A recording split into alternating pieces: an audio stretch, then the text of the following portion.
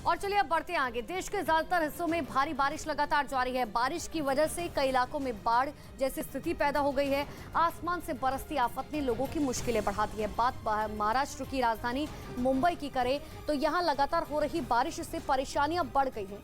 Railway station में पानी भर गया है। सरकार ने एनडीआरएफ को अलर्ट पर रहने के आदेश दिए हैं।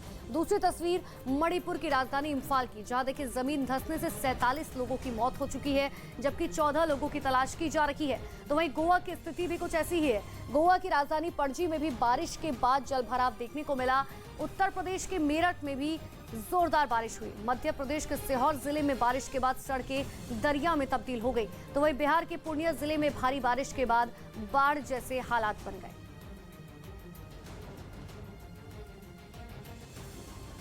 और चलिए अब आपको मुंबई की तस्वीरें दिखाते हैं। मुंबई में भारी बारिश हो रही है। मुंबई में कई इलाकों में जल भराव की स्थिति पैदा हो गई है। महाराष्ट्र के रायगढ़ में भी भारी बारिश हो रही है। अब मुंबई के अलग अलग जगहों की आपको तस्वीरें दिखाते हैं। सड़कें किस तरीके से दरिया बन चुकी हैं। मुंबई की तस्वीरें देखिए, जहां पर लोग छाते के नीचे रहने को मजबूर हैं। साथ ही गाड़ियों की रफ्तार किस तरीके से थम सी गई है, क्योंकि वहां पर पानी जो है वो साफ तौर पर नजर आ रही। सड़कें जो है वो किस तरीके से दरिया बन चुकी है, चाहे रिहायशी इलाके हो चाहे आम सड़कें हो। देखिए महाराष्ट्र के रायगढ़ की तस्वीरें देखिए, जहां पर लोग किस तरीके से परेशान है और कितना तक पानी भरा हुआ है, ये आप अंदाजा लगा सकते हैं।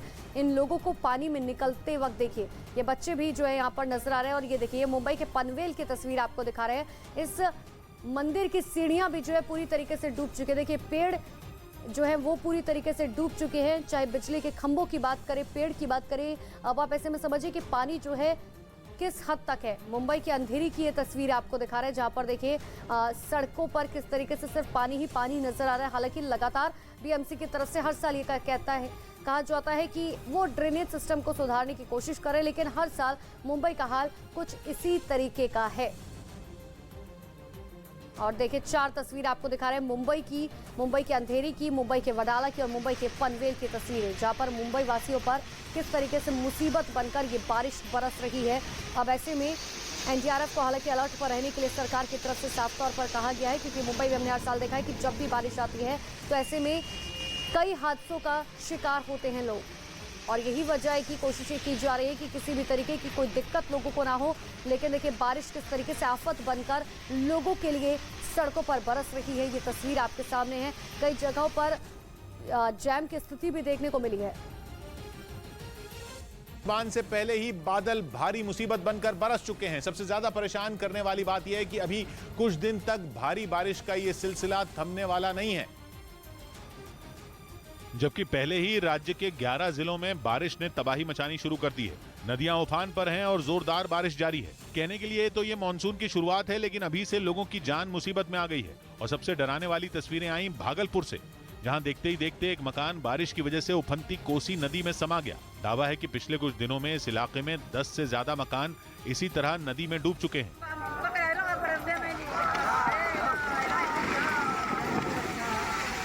वहीं बिहार के पूर्णिया में भी कनकई नदी में आए सैलाब ने लोगों को इतना डरा दिया कि वो पहले ही नदी के किनारे बने अपने मकानों को तोड़ने में जुट गए। लोग इसे तोड़ने को मजबूर हो गए हैं, क्योंकि लगातार जो है बहाव कनकई नदी का बढ़ता हुआ नजर आ रहा है।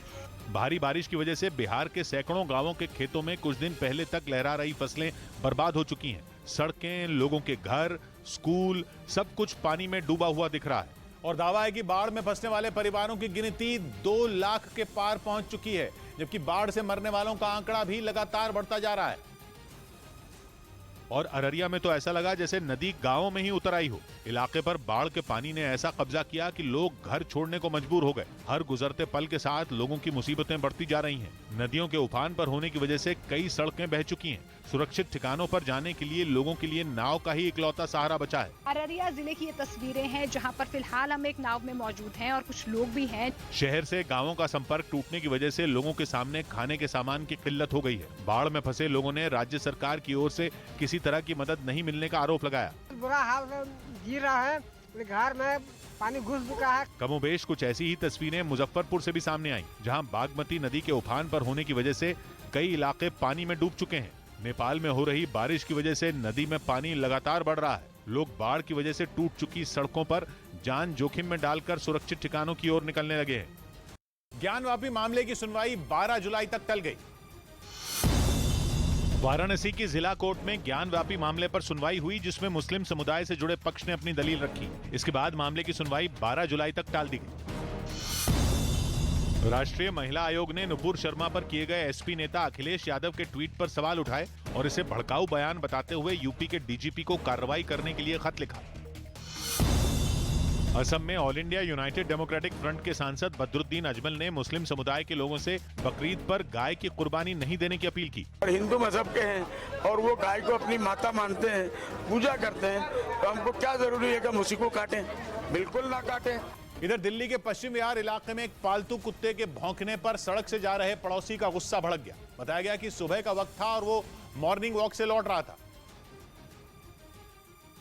तभी घर के अंदर मौजूद उस कुत्ते ने भौंकना शुरू कर दिया, जिस पर उस शख्स का पारा 7वें आसमान पर पहुंच गया और वो मारपीट पर उतारू हो गया। आरोप है कि उसने पड़ोस में रहने वाले उस परिवार के 3 सदस्यों की लोहे के रॉड से पिटाई की, जिसकी तस्वीरें वहां लगे सीसीटीवी कैमरे में भी कैद हो गईं। सामने आई फुटेज में आरोपी के हाथ में लोहे की रॉड दिखी, जिससे पहले उसने कुत्ते के सिर पर वार किया और जैसे ही उस कुत्ते के मालिक उसे बचाने के लिए दौड़े, उसने उन्हें भी उसी रॉड से मारा। इस हमले में वो कुत्ता और उसका मालिक दोनों वहीं सड़क पर गिर गए।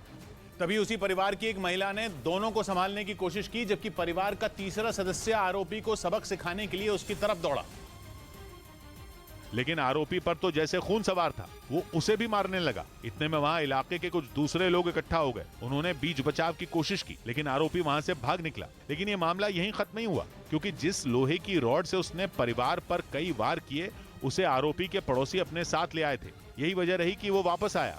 जो तस्वीरें सामने आई, उनमें वो उन लोगों के घर के अंदर जाता दिखा और रॉड के साथ बाहर निकला, जिसे उस परिवार की महिला ने पकड़ लिया। लेकिन आरोपी कहां रुकने वाला था, उसने उसी रॉड से महिला पर कई वार किए और वो वहां से भाग गया। इस हमले में वो महिला वहीं गिर गई। बताया गया कि बाद में पूरा परिवार पश्चिम विहार पुलिस स्टेशन गया, जहां उन्होंने इस मामले में FIR दर्ज कराई और क्योंकि वो तीनों इस हमले में जख्मी हो गए, इसलिए उनका इलाज जारी है। दिल्ली में विधायकों का वेतन बढ़ गया।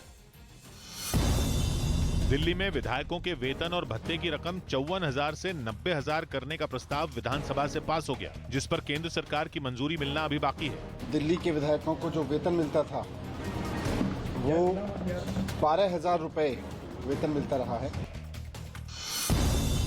पटना में एक कोचिंग संस्थान के टीचर का बच्चे की बेरहमी से पिटाई करने का वीडियो सोशल मीडिया पर वायरल हो गया। इंग्लैंड दौरे पर गए रोहित शर्मा ने कोरोना से ठीक होने के बाद वहां अभ्यास शुरू कर दिया। मूसेवाला हत्याकांड के आरोपियों को कड़ी सुरक्षा के बीच मानसा ले जाया गया। चारों आरोपियों को सिविल अस्पताल में मेडिकल उनका कराया गया, जिसके बाद उन्हें कोर्ट में पेश किया जाएगा। प्रियव्रत फौजी, दीपक, अंकित सिरसा और केशव को लेकर पुलिस मानसा पहुंची है। तो मानसा कोर्ट में चारों आरोपियों की आज पेशी होनी है। ठीक है, उससे पहले मानसा लेकर जो है टीम पहुंची है, लेकिन सबसे पहले मेडिकल कराएगी और उसके बाद कोर्ट में पेशी की जाएगी। वहीं डेरा सच्चा सौदा के प्रमुख राम रहीम पर एक ऐसी याचिका कोर्ट के सामने पहुंची कि जजों को पूरी याचिका ही कोई फिल्मी कहानी लगने लगी। याचिका लेकर कोर्ट गए राम रहीम के कुछ भक्तों को कोर्ट ने कड़ी फटकार लगाई। उन्होंने दावा किया था कि राम रहीम का अपहरण हो चुका है और उसे गायब कर दिया गया है, जबकि पैरोल पर जेल से छूटने के बाद लोगों से मिल रहा आदमी राम रहीम नहीं बल्कि कोई और है। 17 जून को रोहतक की सुनारिया जेल से राम रहीम बाहर निकला था। उसे 1 महीने का पैरोल मिला है। पैरोल मिलने के बाद से ही राम रहीम यूपी के बागपत के एक आश्रम में, सिरसा वाले आश्रम के बाद ये डेरा सच्चा सौदा का दूसरा सबसे बड़ा आश्रम है। वहाँ राम रहीम लोगों से मिल भी रहा है और बैठकें भी कर रहा है और प्रवचन भी दे रहा है। लेकिन कुछ लोगों को लगता है कि बागपत के आश्रम में जो आदमी राम रहीम बनकर लोगों से मिल रहा है वो असली राम रहीम नहीं है, बल्कि उसका कोई हमशक्ल या बहरूपिया है। और इसीलिए वो कुछ वीडियो लेकर Punjab and Haryana high court के सामने पहुंच गए। जजों ने याचिका लेकर कोर्ट पहुंचे लोगों को कड़ी फटकार लगाई। ये तक कह दिया कि कोरोना संकट के दौरान ज्यादा फिल्में देखने की वजह से शायद वो कहानियां गढ़ने लगे हैं। साफ कहा कि कोर्ट इस तरह की याचिकाएं सुनकर वक्त बर्बाद नहीं करेगी। याचिका कोर्ट के सामने रखने वाले लोगों ने कोर्ट को 2 वीडियो दिए थे। एक वीडियो में राम रहीम के प्रवचन का पुराना वीडियो है जो उसने बागपत के आश्रम में ही रिकॉर्ड किया था, जबकि दूसरा वीडियो बिल्कुल ताजा है जो उसने पैरोल पर छूटने के बाद रिकॉर्ड किया। दोनों वीडियो में वो एक सेल्फी स्टिक हाथ में लेकर खुद ही प्रवचन का वीडियो रिकॉर्ड कर रहा था। लेकिन याचिका लेकर कोर्ट के सामने पहुंचने वाले लोगों को लगता है कि इस बार उनके सामने जो शख्स प्रवचन देता दिखा वो असली राम रहीम जैसा बिल्कुल नहीं दिखता। बल्कि उनका दावा तो यह है कि इस बार उनके सामने आया शख्स न तो राम रहीम जैसा दिखता है और न ही राम रहीम से उसके हाव भाव मेल खाते हैं। यहाँ तक कि बागपत के ही आश्रम का एक इंटरनेट पर डाला गया वीडियो भी दिखाया गया। इस वीडियो में राम रहीम बैडमिंटन खेलता दिखा। हालांकि याचिका डालने वालों के दावों से हरियाणा सरकार भी इत्तेफाक नहीं रखती। दूसरी तरफ डेरा सच्चा सौदा के प्रबंधन से जुड़े लोगों को भी राम रहीम असली ही लग रहा है। उपराष्ट्रपति चुनाव के लिए सुबह से नामांकन होगा। उपराष्ट्रपति चुनाव के लिए सुबह से नामांकन शुरू हो जाएगा और इसके लिए 6 अगस्त को वोट डाले जाएंगे। यूपी के ललितपुर में गैस भरवाते समय एक कार में आग लग गई, जिससे घरेलू गैस सिलेंडर और गाड़ी का सिलेंडर फट गया।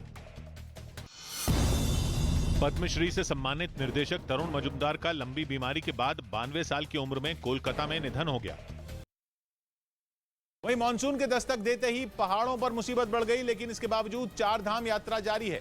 24 घंटे बाद ऋषिकेश बद्रीनाथ हाईवे को लोगों के लिए फिर खोल दिया गया। क्योंकि बारिश होने के बाद सिरोबगढ़ में इस नेशनल हाईवे पर पहाड़ों का मलबा आकर गिर गया था। ऐसे में प्रशासन ने सड़क से मलबा हटाने का काम तेजी से शुरू किया, जिसका नतीजा ये हुआ कि ऋषिकेश बद्रीनाथ हाईवे लोगों के आने जाने के लिए फिर खुल गया और 4 धाम यात्रा पर निकले भक्तों के चेहरे दमक उठे।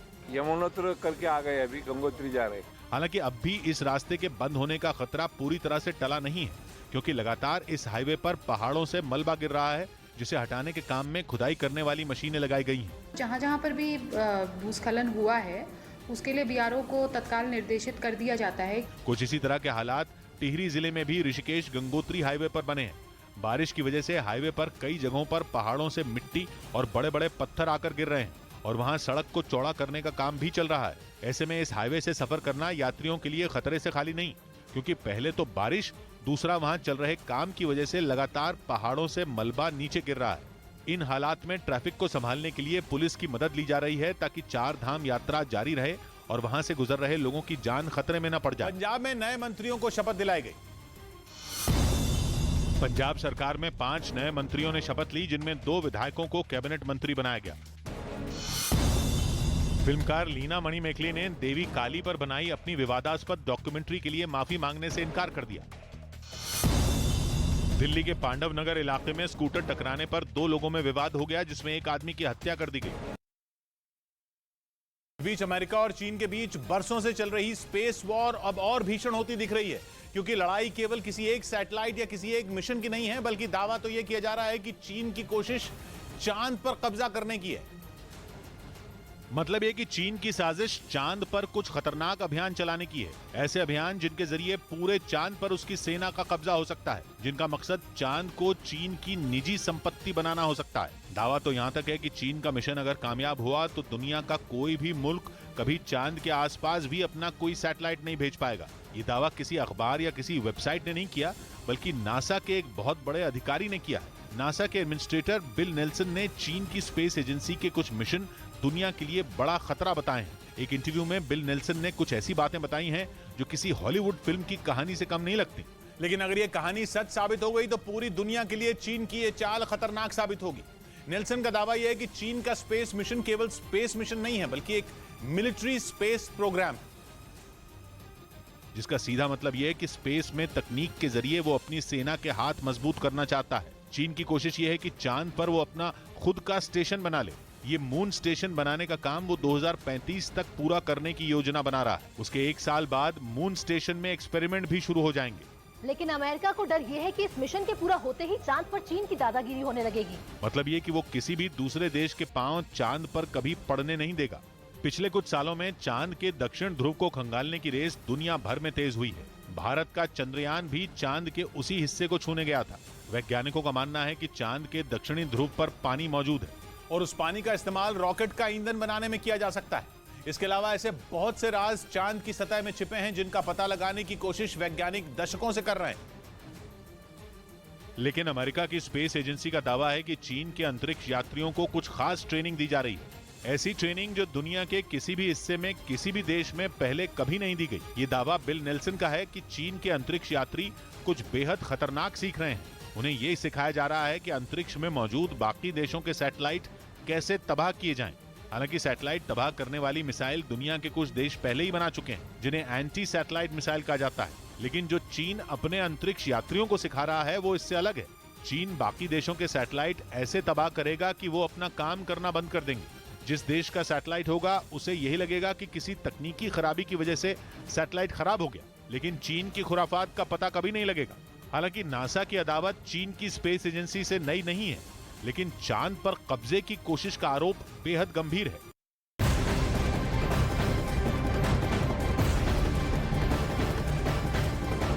और इसी बीच बड़ी खबर आपको बता रहे हैं, अमरावती केस में बड़ा पर्दाफाश हुआ है। आरोपी यूसुफ पर 2 लाख का उधार था।